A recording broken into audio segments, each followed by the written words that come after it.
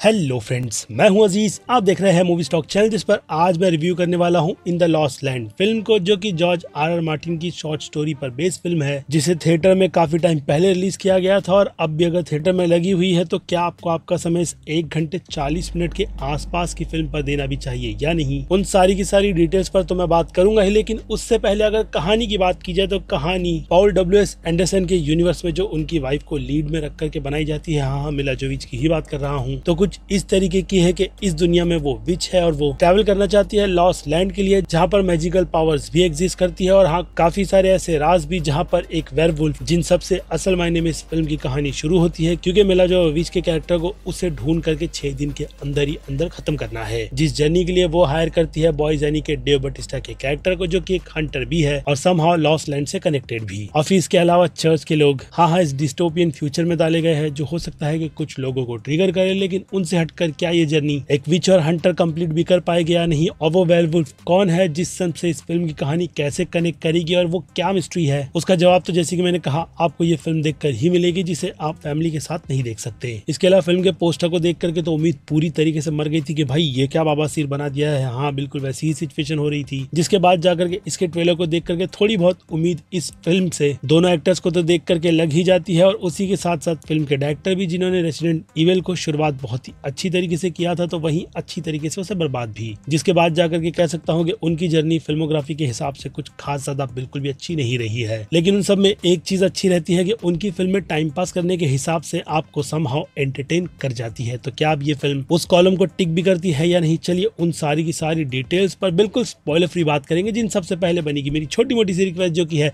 इस चैनल को subscribe, video को लाइक और शेयर करने की तो कर लो। सो फ्रेंड्स, तो शुरुआत में ही इस फिल्म के टेक को लेकर के अगर मैं अपना ओपिनियन काफी ज्यादा ऑनेस्ट दूं तो भाई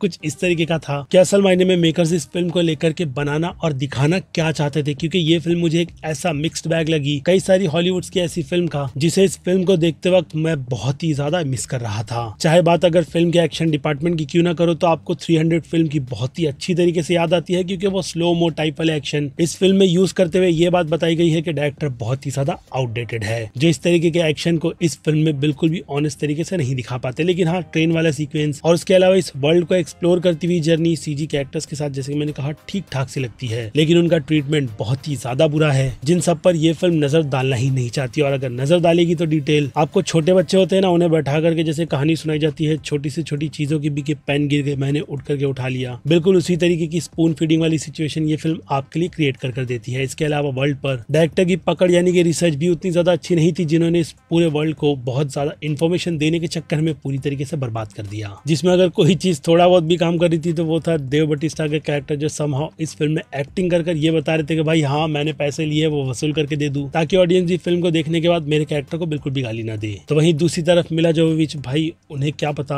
हो सकता है कि उनके हस्बैंड ने जबरदस्ती कहा कि भाई तू फिल्म में लीड रोल प्ले कर रही है, तो वो हर बार सेट पर शायद सोकर ही उठ करके आती थी, क्योंकि परफॉर्मेंस ही उन्होंने इस फिल्म में कुछ ऐसी तरीके की दी है, यानी कि बहुत ज्यादा बुरी। और फिर इससे हटकर विलन के आर्क पर तो बात ही ना करूं, वो ज्यादा बेटर रहेगा, क्योंकि उन्हें भी बिल्कुल ना एक्सप्लोर करते हुए, जैसे कि मैंने कहा, कैरेक्टर्स अच्छे बनाए गए थे, लेकिन उनकी डेवलपमेंट और ट्रीटमेंट में डायरेक्टर ने हक दिया। जिससे हटकर अब कुछ जो फिल्में मैं बहुत ज्यादा याद कर रहा था 300 को छोड़ करके बताओ तो rebel, moon, the priest, book of ally, season of the which, dark tower और फिर हाँ मैड मैक्स जैसी फिल्म को भूल कौन सकता है, क्योंकि उन्हीं सभी के पैटर्न को फॉलो करते हुए ये फिल्म अगर मुझे लगता है अपना योगदान दे रही थी, तो वो थी ग्रीन स्क्रीन और सिर्फ ग्रीन स्क्रीन, जिन्हें देख करके ऐसा फील हो रहा था कि क्या ये कोविड के टाइम पर बनाई गई फिल्म थी, क्योंकि ऐसा लग रहा था कि सारे एक्टर अपने घर से ही बैठ करके एक्टिंग कर रहे होंगे, जिनके पीछे ग्रीन स्क्रीन का पर्दा लगा करके इस फिल्म में सारी की सारी जो वर्ल्ड बिल्डिंग दिखाई है वो बहुत ज्यादा फेक लगती है। और ऊपर से इस तरीके की कलर ग्रेडिंग और ऐसे स्टाइल को चूज करने का डिसीजन ही क्यों लिया गया, वो भी मुझे समझ नहीं आया। जिसके बजट की तरफ नजर डाली जाए तो 55 मिलियन के बजट में इस फिल्म को बनाया गया है, जो देखने के बाद डेफिनेटली फील होता है कि इतने बजट इस फिल्म में लगे भी तो कहाँ लगे हैं, क्योंकि जैसे कि मैंने कहा ये फिल्म बहुत मेस्ड अप है, जो इतनी ज्यादा नेगेटिविटी के बाद भी कहूंगा कि वन टाइम वॉच की कैटेगरी वाली बनती है। जी हाँ, वन टाइम टाइम वॉच वाली डम, या फिर कहूँगी एक ऐसी फिल्म आपको गिल्टी प्लेजर दिला देती है। वही सारी जो फिल्मों के मैंने आपको नाम बताया जिन्हें देख करके आप कहते हो कि हाँ हाँ टाइम पास के हिसाब से ठीक थी, जबकि असल मायने में वो फिल्म उस टाइम पर बहुत ज्यादा ट्रोल की गई थी। और मुझे लगता है कि इस फिल्म के साथ भी कुछ ऐसा ही होगा, जिसकी इतनी सारी बुराई मैंने आपको ऑनेस्टी के वो कहते ना कि कीड़ा काटने के हिसाब से बताई है। जिसे हाँ एक बात तो है कि थिएटर जाकर के नहीं, अगर घर पर कभी मौका मिले तो आप देख सकते हो। जिसके अलावा फिर क्या सीधे रेटिंग की कैटेगरी पर बढ़ना चाहिए, क्योंकि ज्यादा कुछ बात करने जैसा इस फिल्म के लिए बचा ही नहीं है। तो फिर ऐसे में एक्शन के लिए जो इस फिल्म में उम्मीद तो देते हैं कि बहुत ज्यादा होगी, लेकिन अनफॉर्चुनेट वाली सिचुएशन के हिसाब से मैं इस फिल्म को एक्शन की इस कैटेगरी में 5 में से 2 स्टार से ज्यादा की रेटिंग नहीं दूंगा। जिसके बाद कॉमेडी के लिए 5 में से 0 स्टार ही ठीक है। तो वहीं ड्रामा के लिए भाई कुछ भी जो रिसर्च ना की गई है, इस फिल्म को मैं 5 में से आधा स्टार दूंगा। और फिर इसके बाद फिल्म के सस्पेंस की बात करें तो वो छोटा सा ट्विस्ट इस फिल्म को 5 में से आधा स्टार दिलाता है। और फिर हॉरर थ्रिल वाले एंगल की बात की जाए तो उसके लिए मैं इस फिल्म को 5 में से 2 स्टार की रेटिंग दे सकता हूँ। जिसके बाद मास ऑडियंस की बात की जाए तो मास ऑडियंस की नजर में ये A- की कैटेगरी की फिल्म है। तो वहीं क्रिटिक्स की तरफ देखा जाए तो भाई वो लोग इस फिल्म को सीधे सीधे मैं कह सकता हूँ कि D की कैटेगरी में रखेंगे, जिनसे अपनी सहमति उतनी भी ज्यादा ना बनाते हुए मैं इस डम एडवेंचर वाली फिल्म को C+ की कैटेगरी में रखूंगा। जिसे देखने का एक्सपीरियंस मैंने आपके साथ में शेयर कर दिया है। बाकी अब बनती है आपकी राय, जो कि आप भी मुझे कमेंट में इस फिल्म से रिलेटेड लिख कर बताएं। बाकी फिर क्या वक्त है वीडियो को यहीं पर दी एंड करने का। मैं हूं Aziz, movie stock channel like share subscribe भूलना मत भूलूंगा। जल्दी दूसरी किसी वीडियो में, till then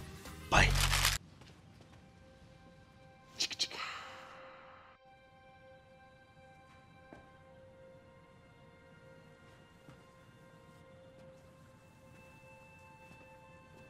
You're still here.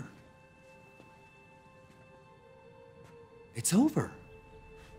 Go home.